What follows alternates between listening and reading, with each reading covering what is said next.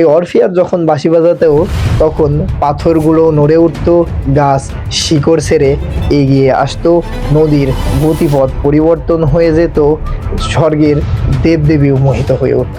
তেমনি শ্রীকৃষ্ণ যখন তার মাথুরার বৃন্দাবনে বসে তার বাঁশির অপরূপ সুর তুলতেন, মাথুরাবাসী স্তব্ধ হয়ে যেত, শিবের ডুমরু বাজানো বন্ধ হয়ে যেত, আর রাধা তো বাঁশির সুর শুনে পাগলের মতো শ্রীকৃষ্ণের কাছে চলে আসে। আজ 23শে মে 9 জ্যৈষ্ঠ বাংলাদেশের জাতীয় কবি কাজী নজরুল ইসলামের 127তম জন্মবার্ষিকী। আর নজরুলের 127তম জন্মবার্ষিকীতে বাংলা সম্ভারের সবিশেষে সবাইকে জানাই স্বাগত। কাজী নজরুল ইসলাম বাঙালি জাতীয় জীবনে বারবার প্রাসঙ্গিক হয়ে উঠেছেন এবং কাজী নজরুল ইসলামের সবচেয়ে বড় পরিচয় তিনি বিদ্রোহী কবি। তার এই বিদ্রোহী সত্তার অবয়ব সর্বপ্রথম দেখা যায় তার বিদ্রোহী কবিতার মধ্য দিয়ে। কাজী নজরুল ইসলাম তার বিদ্রোহী কবিতার মধ্য দিয়ে ভারতীয় পুরাণ, গ্রিক মিথোলজি এবং ইসলামিক বিভিন্ন গল্পের মধ্য দিয়ে তিনি তার বিদ্রোহী সত্তার অবয়ব রচনা করেছেন। তেমনি কাজী নজরুল ইসলামের আজকে জন্মদিনে তার বিদ্রোহী কবিতার কিছু অনুষঙ্গ নিয়ে আলোচনা আপনাদের জন্য। কাজী নজরুল ইসলাম তার বিদ্রোহী কবিতায় 4টি সুরের কথা বলেছেন।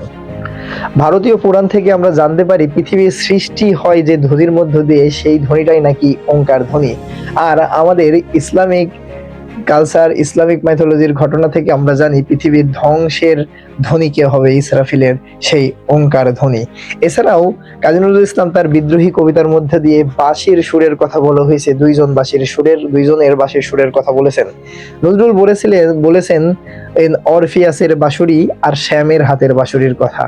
অরফিয়াস গ্রিক মিথোলজির অ্যাপোলোর পুত্র অরফিয়াস। এই অরফিয়াস যখন বাঁশি বাজাতেও তখন পাথরগুলো নড়ে উঠত, গাছ শিকড় ছেড়ে এগিয়ে আসতো, নদীর গতিপথ পরিবর্তন হয়ে যেত, স্বর্গের দেবদেবীও মোহিত হয়ে উঠত। তেমনি শ্রীকৃষ্ণ যখন তার মাথুরার বৃন্দাবনে বসে তার বাঁশির অপরূপ সুর তুলতেন, মাথুরাবাসী স্তব্ধ হয়ে যেত, শিবের ডুমরু বাজানো বন্ধ হয়ে যেত। তো এই নজরুলের এই সুর বোধনের মধ্য দিয়ে নজরুল আমাদের বিদ্রোহী কবিতায় কি বোঝাতে চেয়েছেন? বাঁশির সুরের মধ্যে গ্রিক মিথোলজির অরফিয়াসের কথাই নজরুল প্রথমে বলেন। অরফিয়াস ছিলেন গ্রিক দেবতা অ্যাপোলোর পুত্র। অরফিয়াস একদিন তার কমদের নিয়ে জাহাজে করে সমুদ্র যাত্রা করছেন। যখন অরফিয়াসের কমরা সাইরেন দ্বীপ পার হয়, সাইরেনরা ছিল ও অর্ধেক মানুষ অর্ধেক পাখি। যখন সাইরেন দ্বীপের পাশ দিয়ে কোনো জাহাজ যায়, তখন সাইরেনরা তার মোহনীয় বা সুর তুলে, যার ফলে জাহাজ সাইরেন দ্বীপের সাথে ধাক্কা লাগে এবং তার জাহাজের মানুষজন মারা যায়। কিন্তু অরফিয়াস যখন সাইরেনদের সুর শুনতে পায়, তখন অরফিয়াস তার বাঁশুরিতে মোহনীয় সুর তুলে, যে সুরের মধ্য দিয়ে যে সুরে মহিমান্বিত হয়েও সাইরেনবাসী স্তব্ধ হয়ে যায় এবং এই অরফিয়াসের বাঁশির সুরের কারণে রক্ষা পায় তার কম এবং তার জাহাজরা। এবং এই অরফিয়াস পরবর্তীতে তার বিবাহর দিন তার প্রেমিকা ইউরিডাসের মৃত্যু হলে ইউরিডাসকে উদ্ধারের জন্য সে পৌঁছায় জমপুরিতে পৌঁছে সে তার বাঁশির মোহনীয় সুর তুলে, তখন অরফিয়াসের এই সুরে মোহিত হয়ে যায় জমপুরের পাহারাদাররা।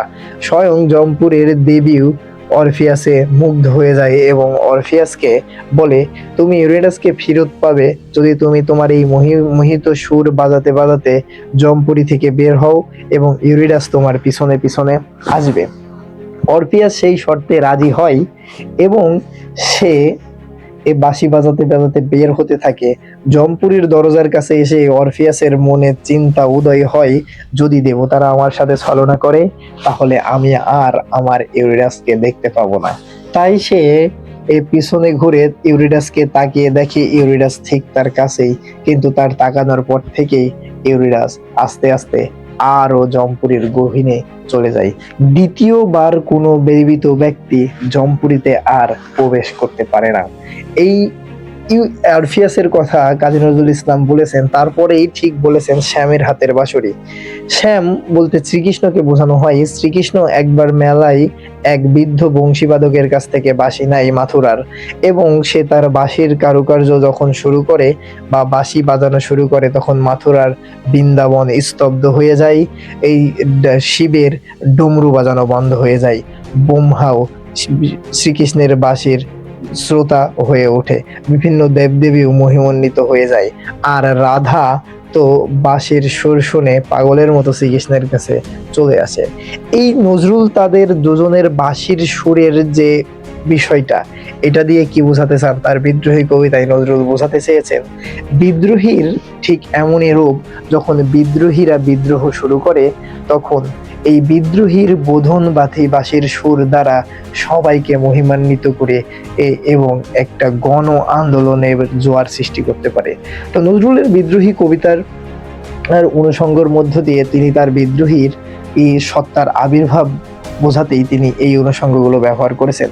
আসুন আজ নজরুলের জন্ম জয়ন্তীতে নজরুলের সাহিত্য পড়ি, পাঠ করি এবং নজরুলকে জাতীয় জীবনে উপলব্ধি করার চেষ্টা করি। ধন্যবাদ সবাইকে। আসসালামু আলাইকুম।